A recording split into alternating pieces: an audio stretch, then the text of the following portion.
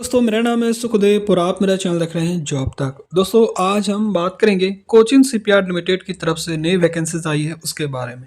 और ये वैकेंसीज आपका परमानेंट रहने वाली है। और कुछ दिन पहले दोस्तों इसका शॉर्ट नोटिफिकेशन आया था और अभी इसका फुल नोटिफिकेशन रिलीज कर दिया है। और इसमें भी बहुत सारे लोगों को कन्फ्यूजन था। इसमें फुल नोटिफिकेशन में आपका क्लियर हो गया है कि अदर एक्सपीरियंस भी है किसी भी प्राइवेट सेक्टर से तो भी आप इसका फॉर्म भर सकते हैं। आईटीआई पास आउट होना चाहिए, एनटीसी या एनएससी, आप इसका फॉर्म भर सकते हैं। पूरी जानकारी के लिए वीडियो को लास्ट तक जरूर देखें, वीडियो को एक लाइक करें, अपने दोस्तों में शेयर करें, चैनल को सब्सक्राइब करके बेल आइकन को भी जरूर प्रेस करें। तो चलिए वीडियो को स्टार्ट करते हैं। तो जैसे दोस्तों आप यहाँ पर देख सकते हैं ऑफिशियल नोटिफिकेशन है और ये वैकेंसीज आपका कोचिन शिपयार्ड लिमिटेड की तरफ से आया है, जो कि government of India enterprises a Miniratna schedule company under the ministry of ports and shipping and waterways. ठीक है। और ये यहाँ पर देख सकते हो vacancy notification reference number CSL PNA recruitment permanent ITI workman. तो यहाँ पर परमानेंट वैकेंसी दोस्तों आपका CSL की तरफ से आया है। पोस्ट आपका रहेगा ITI वर्कमैन की। ठीक है। 5 जनवरी को इसका फुल नोटिफिकेशन रिलीज किया गया है। कोचिन शिपयार्ड लिमिटेड यानी कि CSL as a listed premium Bharat का मिनरत्न सीडुअल एक कंपनी है और ये गवर्नमेंट ऑफ इंडिया के अंतर्गत आया है और इनवाइट्स किया है ऑनलाइन एप्लीकेशन आपका इंडियन सिटीजन के लिए। और ये परमानेंट वैकेंसीज है वर्कमैन कैटेगरीज के लिए। ठीक है। और इसके बारे में और भी डिटेल्स बात करेंगे। तो सबसे पहला जो पोस्ट है वो आपका welder come fitter welder gas and electric की है। और इसके लिए एसेंशियल क्वालिफिकेशन आपका 10th के साथ ITI होना चाहिए, national trade certificate and all India national trade test या national apprentice certificate in the trade of welder gas and electric. तो आप अगर वेल्डर कम फिटर के लिए अप्लाई करना चाहते हैं या वेल्डर जिसमें गैस और इलेक्ट्रिक के लिए, तो इसके लिए 10th के साथ ITI होना चाहिए जो कि नेशनल ट्रेड सर्टिफिकेट, और साथ ही दोस्तों आपका नेशनल अप्रेंटिस सर्टिफिकेट भी आपका होना चाहिए। और ये दोनों सर्टिफिकेट आपका वेल्डर ट्रेड से होना चाहिए। ठीक है। और इसमें कम से कम 5 साल का एक्सपीरियंस मांगा है, लेकिन एक्सपीरियंस आपका देखिए वेल्डर से रिलेटेड होना चाहिए। और किसी भी कंपनी में आपने अगर एक्सपीरियंस किया है आप इसका फॉर्म भर सकते हैं। चाहे आपका शिपयार्ड यहाँ पहले दिया है, उसके बाद आपका देखिए यहाँ पर लिखा है इंजीनियरिंग कंपनी, तो आपका कोई भी प्राइवेट सेक्टर का एक्सपीरियंस है वेल्डर ट्रेड से तो भी आप इसका फॉर्म भर सकते हैं। या आपका गवर्नमेंट कंपनी या एस्टेब्लिशमेंट हो या सेमी गवर्नमेंट हो ये एस्टेब्लिशमेंट हो, इनमें से किसी भी सेक्टर में कोई भी फील्ड में एक्सपीरियंस है वेल्डर से रिलेटेड, चाहे प्राइवेट हो, गवर्नमेंट हो या कुछ शिपयार्ड वगैरह से है, अप्लाई कर सकते हैं। दूसरा जो वैकेंसीज है वेल्डर कम फिटर, जिसमें सीट मेटल वर्कर की रिक्वायरमेंट है और इसके लिए भी क्वालिफिकेशन 10th के साथ ITI और आपका अप्रेंटिसशिप मांगा है। ठीक है। सीट मेटल ट्रेड से और एक्सपीरियंस भी इसमें भी 5 साल का मांगा है। और आपका कोई शिपयार्ड से एक्सपीरियंस है या अदर कंपनी हो, प्राइवेट सेक्टर हो, गवर्नमेंट सेक्टर हो, कोई भी सेक्टर का एक्सपीरियंस है, अप्लाई कर सकते हैं। ठीक है। उसके बाद नेक्स्ट वैकेंसीज है वेल्डर कम फिटर, जिसमें फिटर की रिक्वायरमेंट है और इसमें भी 10th के साथ ITI या अप्रेंटिस आपका फिटर ट्रेड से मांगा है। ठीक है। और यहाँ भी 5 साल का एक्सपीरियंस मांगा है, किसी भी कंपनी हो, किसी भी एक्सपीरियंस हो, अप्लाई कर सकते हैं। ठीक है।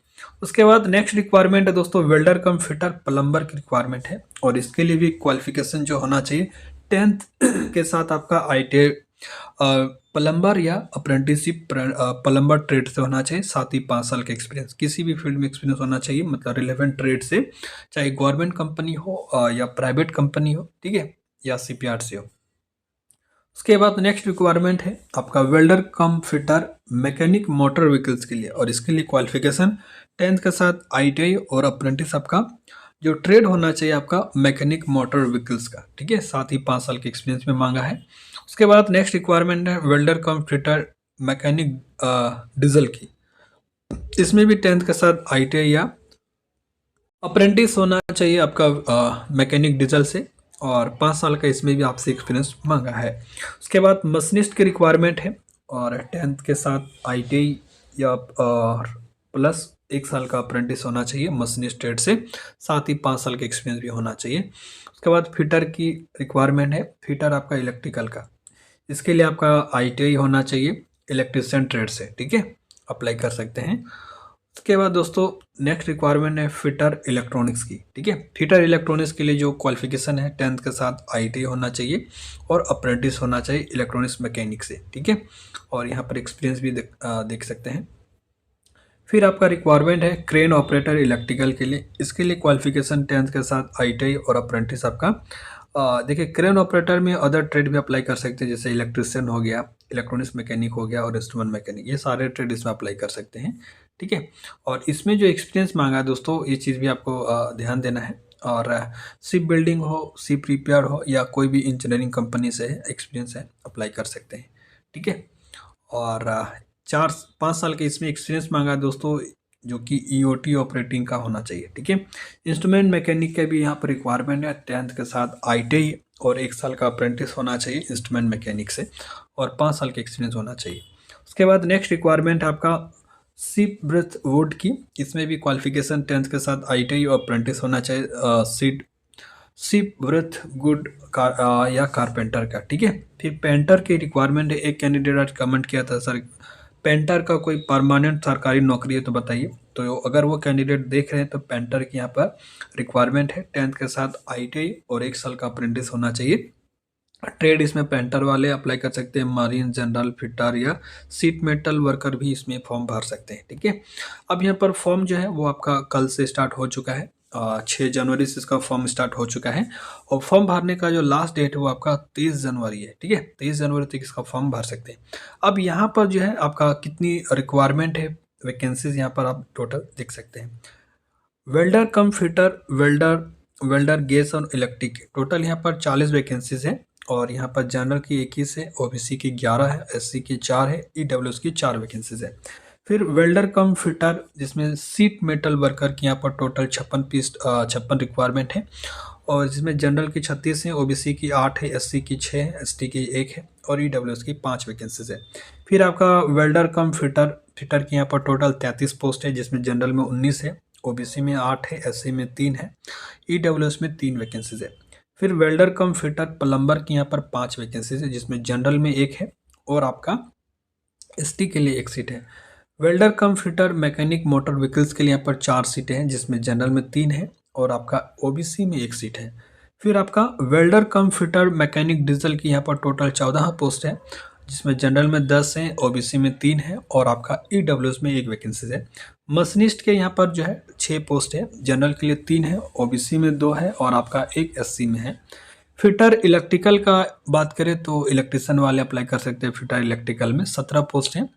यहाँ पर आपका कैटेगरी वाइज सीट देख सकते हैं। उसके बाद दोस्तों फिटर इलेक्ट्रॉनिक्स का टोटल यहाँ पर 8 पोस्ट हैं। ठीक है, फिर आपका क्रेन ऑपरेटर इलेक्ट्रिकल का यहाँ पर 7 पोस्ट है और इंस्ट्रूमेंट मैकेनिक की 7 पोस्ट है। स्वीप व्रत वुड की यहाँ पर 4 पोस्ट है और पेंटर की यहाँ पर टोटल 9 पोस्ट है। तो यहाँ पर टोटल जो है 210 पोस्ट की रिक्वायरमेंट है और सारे पोस्ट आपका परमानेंट रेगुलर बेसिस पे रहने वाली है। ठीक है, तो ये सारी चीज़ें देख सकते हैं। अब यहाँ पर पे स्किल्स की अगर मैं बात करूँ तो यहाँ पर देखिए W6 पे स्किल्स रहेगा, जिसमें आपका बेसिक सैलरी 22,500 से लेकर 73,750 तक रहेगा। ठीक है, और डिटेल्स और भी बात करें तो यहाँ पर देखिए बेसिक आपका 22,500 रहेगा, आपका डीए रहेगा 51.8% यानी कि 11,655 रुपये और HRA 20% यानी कि 4,500 और अदर अलाउंस आपका 3,140 रुपये। ये सारे चीज़ें ऐड करेंगे तो आपका अप्रॉक्स 41,795 रुपये पर मंथ आपका ये सैलरी यहाँ पर रहने वाली है। इसके अलावा दोस्तों नेशनल पेंशन सिस्टम रहेगा, कंट्रीब्यूशन प्रोविडेंट फंड रहेगा, ग्रेजुएटी रहेगा और भी एक्सीडेंट इंश्योरेंस वगैरह रहेगा, मेडिकल असिस्टेंस रहेगा, स्कीम बहुत सारी चीज़ें रहते हैं, पोस्ट रिटायरमेंट वगैरह, मेडिकल असिस्टेंस, ये जो भी इस तरह का सेंट्रल गवर्नमेंट की जो है वो सारी चीज़ें आपको मिलेगा। ठीक है, बाकी यहाँ पर लीव वगैरह रहेगा, ड्रेसेस वगैरह रहेगा, मेंटेनेंस वगैरह रहेगा, सारी चीज़ यहाँ पर एप्लीकेबल होगा जो कि परमानेंट रेगुलर एम्प्लॉय का जो होते हैं। ठीक है, अब यहाँ पर एज लिमिट की बात करें तो यहाँ पर मिनिमम 18 साल रखा गया है और मैक्सिमम आपका 35 साल रखा गया है और ये एज लिमिट आपका 35 साल जो है एज ए जनरल कैंडिडेट्स के लिए है। बाकी अगर एज का रिलैक्सेशन चाहते हैं, अगर ओबीसी है तो 35 प्लस 3 और ऐड कर लीजिए, SC ST है तो 5 साल। बाकी एक्स सर्विसमैन और यहाँ का आपको अलग से एज में रिलैक्सेशन मिल जाएगा। 23 जनवरी 2026 तक आपके एज जो भी मांगा है वो होना चाहिए कंप्लीटेड और एक्सपीरियंस और क्वालिफिकेशन ये सारी चीज़ें कंप्लीट होना चाहिए। ठीक है, तो ये चीज़ आपको ध्यान रखना है। ठीक है, यहाँ पर देख सकते हैं एक्स सर्विसमैन है तो यहाँ पर 45 ईयर्स तक भी अप्लाई कर सकते हैं। ठीक है, और मेथड ऑफ सिलेक्शन की बात करें तो सबसे देखिए यहाँ पर जो है फेज 1 में जो है आपका ऑनलाइन रिटन एग्ज़ाम होगा, फेज 2 में आपका प्रैक्टिकल टेस्ट होगा। फेज 1 में आपका जो एग्ज़ाम होगा आपका 30 मार्क्स का होगा, 35 मिनट समय रहेगा, और फेज 2 जो होगा आपका 70 नंबर का होगा प्रैक्टिकल, जो कि 100 नंबर का होगा। ठीक है, जनरल जो पार्ट 1 होगा आपका जनरल क्वेश्चन रहेगा, और पार्ट 2 जो होगा आपका ट्रेड से क्वेश्चन रहेगा। पार्ट 1 में आपका यहाँ देखिए 5 नंबर जीके का क्वेश्चन रहेगा, 5 नंबर मैथ का रहेगा, और 20 का आपका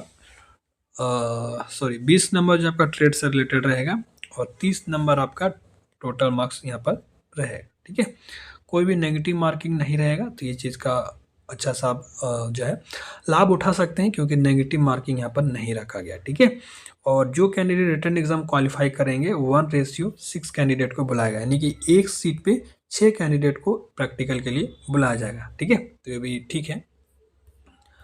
और यहाँ पर क्वालिफिकेशन नेचर वगैरह भी दे सकते हो। ईडब्ल्यूएस के लिए 50% मार्क्स लाना पड़ेगा, ओबीसी के लिए 45%, एससी एसटी 40%। ठीक है, तो ये क्वालिफाइड नेचर के लिए है, बाकी आपका मेरिट वगैरह आपका प्रैक्टिकल टेस्ट और एग्ज़ाम के आधार पर ही बनेगा। ठीक है, तो सारी चीज़ें मैंने दोस्तों आपको बढ़िया तरीके से बता दिया है। इसमें भी कोई डाउट है तो कमेंट करके भी आप पूछ सकते हैं। ठीक है, तो वीडियो अगर आपको अच्छा लगा तो प्लीज़ एक लाइक जरूर करें, अपने दोस्तों में शेयर जरूर करें, और अपने सब्सक्राइब नहीं किया तो प्लीज़ जरूर सब्सक्राइब करें, वीडियो को लाइक भी जरूर करें। चलिए मिलते हैं नेक्स्ट वीडियो में, तब तक के लिए टेक केयर, जय हिंद, वंदे मातरम। और इसका जो है अप्लाई करने का लिंक वगैरह आपको जो है वीडियो के डिस्क्रिप्शन में मेंशन होगा, आप वहाँ से डायरेक्ट इसका फॉर्म वगैरह जो है भर सकते हैं। ठीक है।